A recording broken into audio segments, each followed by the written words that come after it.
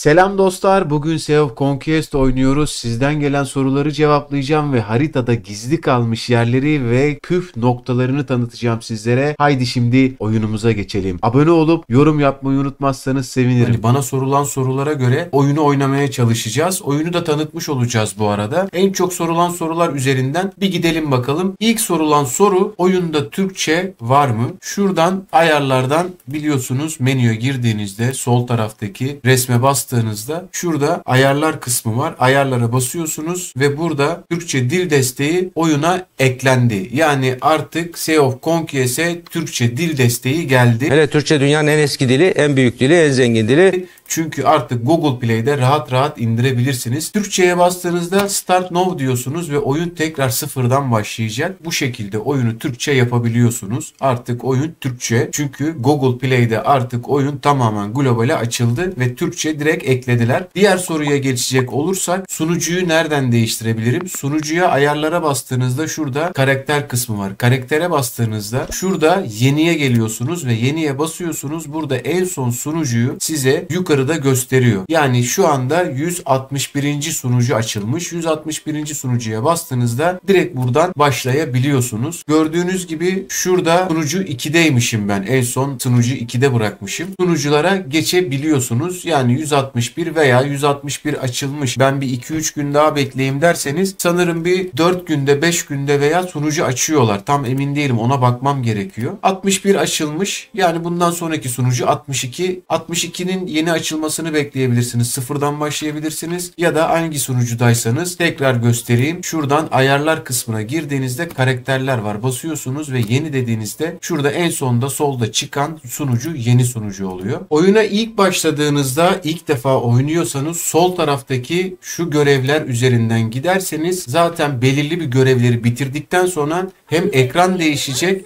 hem de günlük ödüller almış olacaksınız. Burası eğitici kısmını geçtikten sonra şimdi o ekrana geldiğimizde de diğer ayarları da göstereceğim. Şuraları bir, şu eğiticiyi geçeyim. Savaşırken şu sağ tarafta otomatik yeri var. Otomatiğe alabiliyorsunuz. Ve buralara da zaten yeni kahramanlar gelecek. Kahramanlar geldikçe de gemimize onları yerleştirip ondan sonra savaşabileceğiz. Dediğim gibi şuradan otomatik kısmı var. Otomatikten otomatiğe alırsanız kendini oynayabiliyor. Otomatiği kapatırsanız da buradaki kahramanların üstüne basarak böyle kendiniz de oynayabiliyorsunuz. Tamamen tercih size kalmış. Oyunda chapter'lar var. Chapter'ları da böyle sıra tabanlı olarak geçiyoruz. Şöyle kahramanlarımızı yerleştirip bastığımızda direkt oyun başlayacak. Otomatiğe bastığınızda otomatik kendisi oynayacak. Eğer otomatik oynamak isterseniz. Biliyorsunuz ben bu oyunun videolarını çekmiştim. Kanalda var. Fakat o zaman İngilizceydi. Daha Türkçesi gelmemişti. Globale açılmamıştı. O zaman Türkçe yoktu. Şimdi en son güncellemeden sonra oyun hem güzelleşti, hem yeni haritalar eklediler, hem de Türkçe dil desteği eklediler. Gelen sorulardan bir diğeri de bilgisayarda nasıl oynayabiliyoruz oyunu dediler. Ben emülatör üzerinden oynuyorum ve BlueStack kullanıyorum. BlueStack üzerinden Play Store'a bağlanıyorsunuz ve oradan indiriyorsunuz oyunu. BlueStack üzerinden oyunu oynayabilirsiniz. Bu arada hem telefonda hem de bilgisayarda oyunu rahatlıkla oynayabiliyorsunuz. Yani telefonda kaldığınız yerde bilgisayardan devam edebilirsiniz. Bilgisayarda da kaldığınız yerde telefondan devam edebilirsiniz. Onu da nereden ayarlıyoruz? Onu da göstereyim. Şuradan tekrar resme bastığımızda ayarlar kısmına geliyoruz ve şurada hesap. Burada hesabınızı bağladığınızda hem telefona aynı hesaptan hem de bilgisayardan aynı hesaba girdiğinizde hem telefondan hem de bilgisayardan oyunu rahatlıkla oynayabilirsiniz. Dediğim gibi ben emülatör üzerinden oynuyorum. BlueStack üzerinden oynuyorum ve hem telefondan hem de bilgisayardan oynuyorum. İki taraftan da kasabiliyorum oyunu. Hani iki hesap nasıl kasabiliyorsun dediler. İki hesabı da hem telefondaki hesabı başka Gmail'e bağladım. Bilgisayardaki hesabı da başka bir Gmail'e bağlayıp oradan iki hesap kasabilirsiniz. Diğer türlü iki hesap kasmanız çok zor olur. Hani şöyle göstereyim. Şuradan ayarlara girip karakter dediğimizde burada bir tane daha açabilirim. Hem bunu hem bunu kasabilirim. Fakat aynı sunucuda açamadığım için iki tane hesabı, iki tane Gmail hesabınız olması gerekiyor. Ne anlatıyorsun be abla, gözünü seveyim be abi. Yani buraya farklı bir Gmail hesabıyla girersiniz bilgisayarda emülatör üzerinden oynuyorsanız. Telefondakine de başka bir Gmail hesabından girersiniz. Bu sefer aynı sunucuda iki hesabı da kasmış oluyorsunuz. Hani bazen ahtapotlara gidiyoruz, bazen canavarlara gidiyoruz. Hem telefondan hem de bilgisayardan aynı anda gönderebilirsiniz ki onun videosu da kanalımda var. İki hesap birden kasıyoruz diye. O şekilde iki hesap kasabilirsiniz. yapabilirsiniz. Bu da gelen sorulardan bir tanesiydi. Belirli bir eğiticiyi geçtikten sonra gördüğünüz gibi ekran bu şekilde olacak. Burada günlük giriş ödülleri var. Yani şunlar deniz kabuğu. Deniz kabuklarıyla, sarı deniz kabuklarıyla legendary çekiliş yapıyorsunuz. Mor deniz kabuklarıyla da mor çekiliş yapıyor biliyorsunuz. Bunlar kahraman çekiliş biletleri gibi bir şeyi. Yani ben tabii video çekmek için diyor öylesine girdim. Çünkü gördüğünüz gibi daha şöyle karakterlere girecek olursam gördüğünüz gibi daha karakter yaratmadım. Yaratacağım tabii bu arada. Oynamak isteyenler varsa veya bu oyunu oynayanlar varsa bizim sunucuya, bizim klana gelebilirsiniz dediklerinde gelebilirim, katılabilirim. Çünkü yine de bir Türkçe dil destekli oyunu oynamak istiyorum. Hem tanıtmış olurum, hem videoları çekmiş olurum, hem de tekrar bir şöyle bir oynamış olurum oyunu. Arkadaş nasıl ekleyeceğiz dediklerinde arkadaşları da şuradan global chat'e girdiğinizde, arkadaş eklemede global chat'e girdiğinizde şuradan üzerine bastığınızda sohbete basıyorsunuz ve oradan ekle var. Ekleye bastığınızda zaten arkadaş olarak eklemiş oluyorsunuz. Yani normal aynı sunucudaysanız sohbetten arkadaş ekleyip işte şurada canavar keselim, buraya gidelim, şuraya gidelim deyip arkadaşınızla beraber oynayabiliyorsunuz. Arkadaş ekleme öyle oluyor. Şuradan loncaya katılıyorsunuz. Şuradan fotoğrafa bastığınızda lonca var. Buradan geminizin içine girdiğinizde şuradaki kameraları yükseltmeniz gerekiyor. Şu şekilde yükseltiyorsunuz. Sizden ne istiyorsa ona göre yükseltiyorsunuz. Mesela burada gemi şöyle 6 level istiyor. Şuradan balık avlıyorsunuz. Balık avlama da önemli. Bazı balık görevlerinde önemli. Yelkenin renklerini yelkene geldiğinizde bu şekilde buradan değiştirebiliyorsunuz. Şu şekilde. Haritayı büyüttüğünüzde sağ altta gördüğünüz gibi olaylar ve çeteler var. Çete sizin klanınızın veya karşı klanların aldığı bölgeleri gösteriyor. Gördüğünüz gibi burada haritayı